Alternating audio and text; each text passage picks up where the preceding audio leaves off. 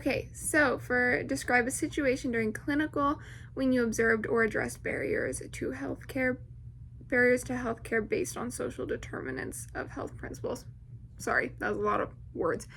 I actually wrote about this in one of my other assignments, but I feel like it applies to this.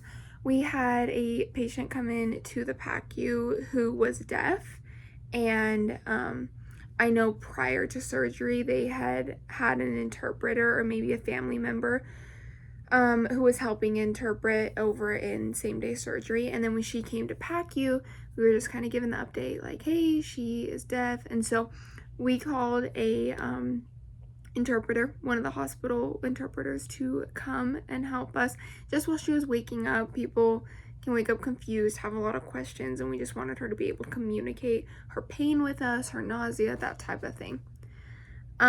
Discuss the impact of these barriers. Well, a big impact because it affects her ability to, with her own voice, ask us, questions or voice her concerns. And me and Lacey, my preceptor, were unable to communicate with her. So it's just kind of hard. It's also hard sometimes with an interpreter because it's like, are you telling me everything she's saying? Are you telling her everything I'm saying? But you know what, you do what you can. Explain how you address the situation and what you learned about the importance of patient advocacy in promoting health equity.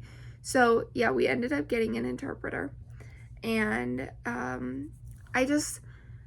could imagine that maybe there would be other nurses who would not have gone through the trouble of getting an interpreter. There was a little bit of a like, oh, am I allowed back there? I thought that was like a sterile environment. Do I have to be wearing greens? We had to kind of like go through like a side door to get her in there. And it was just a little bit of a hassle. And I can see how maybe some other nurses maybe just would have not done that. And then she had that family member or interpreter over in same-day surgery that could have helped her. So I would imagine maybe they would have just taken her over once she woke up. But we wanted to make sure that her pain was managed in the PACU. We didn't want to send her over to same-day surgery with a bunch of pain and then leave that on the same-day surgery nurses. We didn't want her being nauseous or having any pain that isn't normal. We wanted to make sure she wasn't having any symptoms like chest pain or she couldn't feel her feet or anything crazy like that. So we advocated to address her concerns right then and there rather than sending her somewhere else where there was an interpreter and then dealing with it then. Discuss the challenges faced during the patient advocacy efforts. So like I said, we kind of had a little bit of a problem like getting her in there and whether she had to wear greens, whether she didn't. Another thing I know, which wasn't directly us, but same-day surgery, whoever was interpreting over there, which I'm unsure whether it was a hospital interpreter or a family member, but they were unable to go into the OR with her because that's not allowed unless you're like, in greens and stuff. So I know that was a little bit of a challenge as well, that they had to like explain everything to her beforehand and be like, okay, this is exactly what's going to happen. You're not going to have anyone there to communicate with, but like these are the steps that they're going to follow. Everything's going to be okay. So it was a little bit of a challenge too. Define cultural competence in nursing care. So it refers to delivering effective quality care to patients with diverse beliefs, attitudes, values, and backgrounds.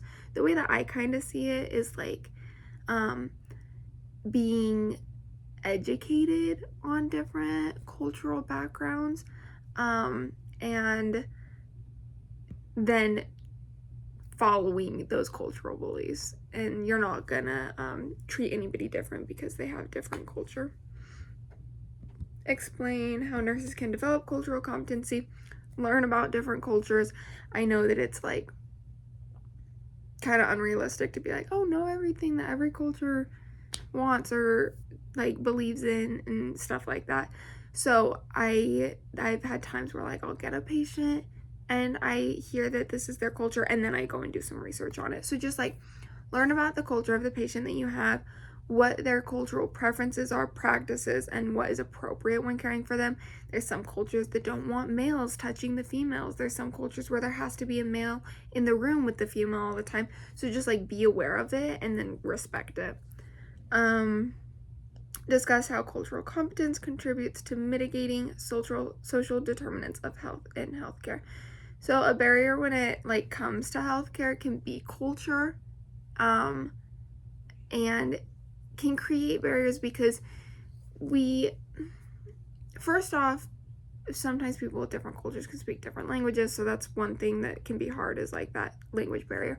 But then how we go about our everyday treating other patients who don't have a specific culture or cultural practices might not be the way that we go about things with these specific individuals.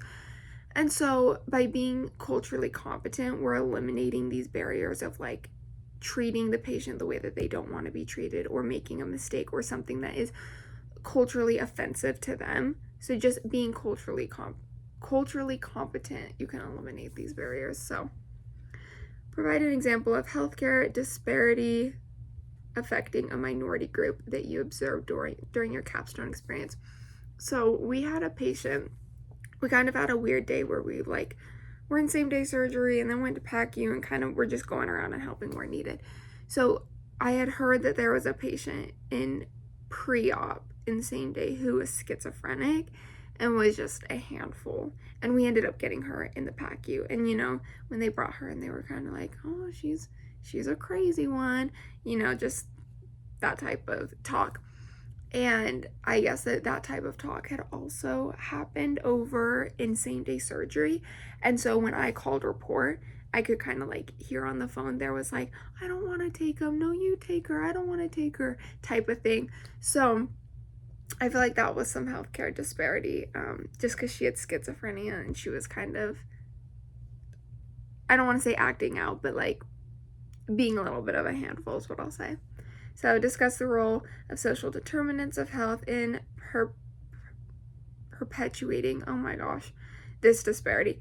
So social determinants of health was her mental health, and which made her a minority as well. And the truth is,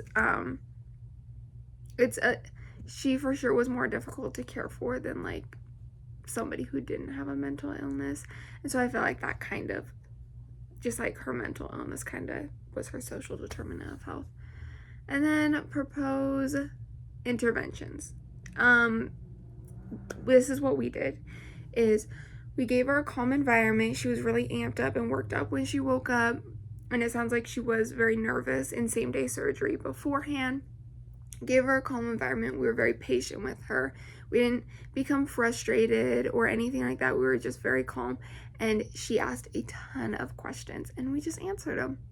There were a couple times where she was like, oh, but what if they did things in the OR that I don't know about or something like that? And so we were just reassuring her, like, I wasn't in there, but I know your doctor and your doctor's amazing and all this stuff.